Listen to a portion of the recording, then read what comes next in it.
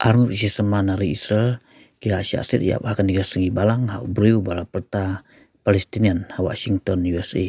Kini kejaka ke baki siaset yap kedon hajan ke Jewish Museum ha Washington DC. Kini kide kidong trai ke Israel Embassy ha USA.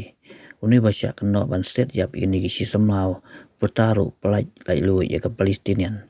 Latip keteng ya hukumu Elias Rodriguez na Chicago walai Jerusalem Karta. Holga ni kijingji au Prime Minister Israel Benjamin Netanyahu wal Byrthen bagani kadai kam ki lu pentrim ki batmu ban pendu ya kijiu Henry kijiu kin om bendem bat kin ya yakun nam ta kajing suk bat ka hok kajing sia wal Byrthen ya ki Hamas baga Israel kan om sangai ban yakun hadu banda job da ka hok bat kajing sia Netanyahu la kan taru ya ki Prime Minister ke United Kingdom Presiden ke France bat kumju Prime Minister jong Canada hor ke jingkran jong ki ban sanga yaset bat ki Hamas namaro ong bakani ka dai ka senjam ban pensil susu ya ki Hamas ong baka jing yakun ka Israel kam dai ya ki ba ka Palestinian henry persya ya ki riu pentrim ki Hamas ong baka hari kari Israel ka syaru ya ki trok ban kit marbam ban rung syakasa nam ta ki ba ka Palestinian Wala kentui pajba ke partai ban omsya yalam baklah kubur ke batok jogi Hamas harba kira keno baka Israel ka hiat mai pajba namar baka ni ka de kijing tok wala ong ma kari Israel kan yo ya kijing job jong kijing syai persya ya ki kam reuklau. Something horrific happened. A brutal terrorist shot in cold blood a young, beautiful couple, Yaron Nishinsky and Sarah Milgram. Yaron had just bought an engagement ring for Sarah. He was planning to give it to her in Jerusalem next week. They were planning to start a new and happy life together. Well, that tragically did not happen. Yaron and Sarah weren't the victims of a random crime. The terrorist who cruelly gunned them down did so for one reason and one reason alone. He wanted to kill Jews. And as he was taken away, he chanted, "Free Palestine." This is exactly the same chant we heard on October 7th. On that day, thousands of terrorists stormed into Israel from Gaza. They beheaded men, they raped women, they burnt babies alive, they butchered 1,200 innocent people and took 251 innocent people hostage to the dungeons of Gaza. A short time afterwards, Chancellor Scholz of Germany visited Israel. And after he saw the horrors, he said to me, "These Hamas terrorists are exactly like the Nazis." He was right. And if they could get away with it, these Hamas terrorists would have slaughtered every last Jew on earth. For these neo-Nazis, Free Palestine is just today's version of Heil Hitler. They don't want a Palestinian state. They want to destroy the Jewish state. They want to annihilate the Jewish people who've been in the land of Israel for 3,500 years. I could never understand how this simple truth evades the leaders of France, Britain, Canada, and others. They're now proposing to establish a Palestinian state and reward these murderers with the ultimate prize. Well, for 18 years, we had a de facto Palestinian state. It's called Gaza. And what did we get? Peace? No. We got the most savage slaughter of Jews since the Holocaust. You won't be surprised to learn that Hamas thanked President Macron and Prime Ministers Starmer and Carney for demanding that Israel end its war in Gaza immediately. Hamas was right to thank them, because by issuing their demand, replete with a threat of sanctions against Israel, not Hamas, these three leaders effectively said they want Hamas to remain in power.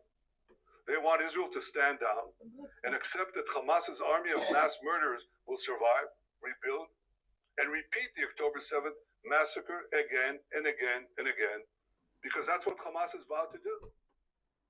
I say to President Macron, Prime Minister Carney, and Prime Minister Starmer, when mass murderers, rapists, baby killers, and kidnappers thank you, you're on the wrong side of justice. You're on the wrong side of humanity. And you're on the wrong side of history.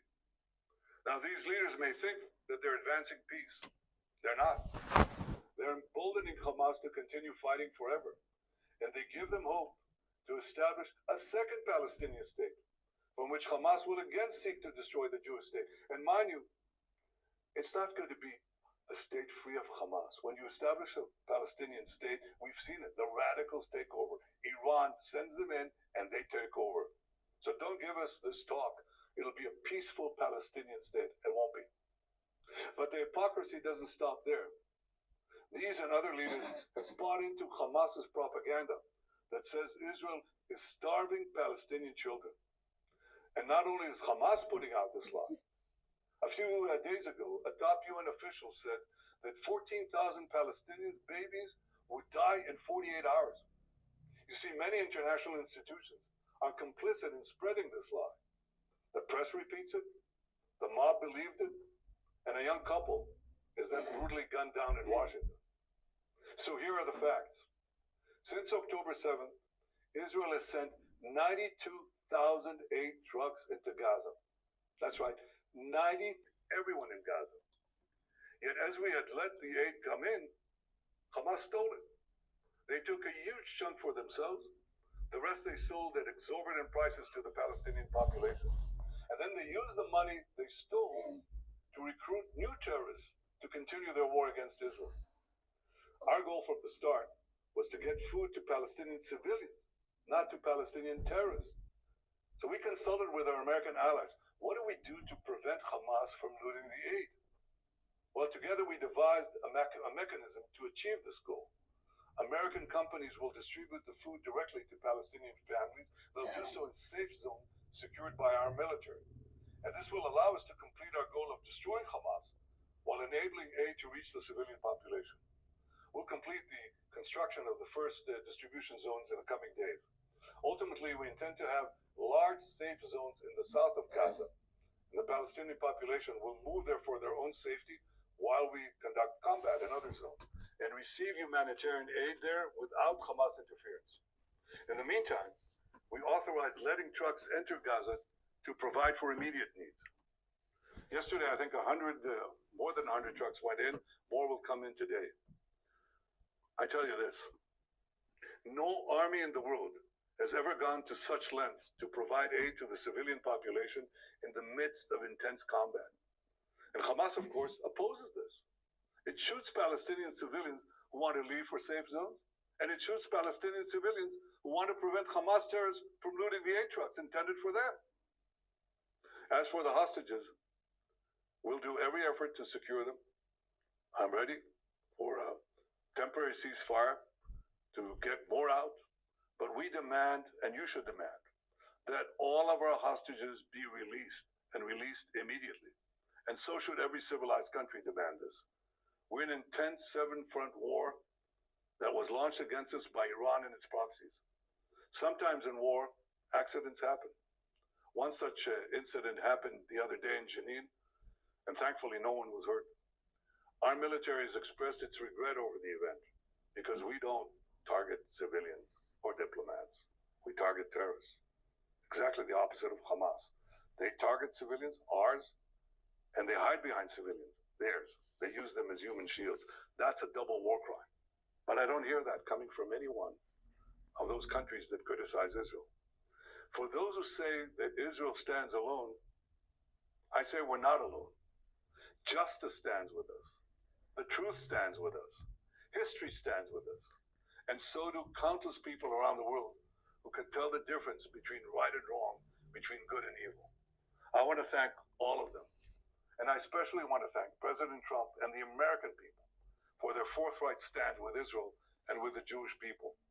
Together we stand, together we'll triumph, and we'll see the victory of civilization over barbarism.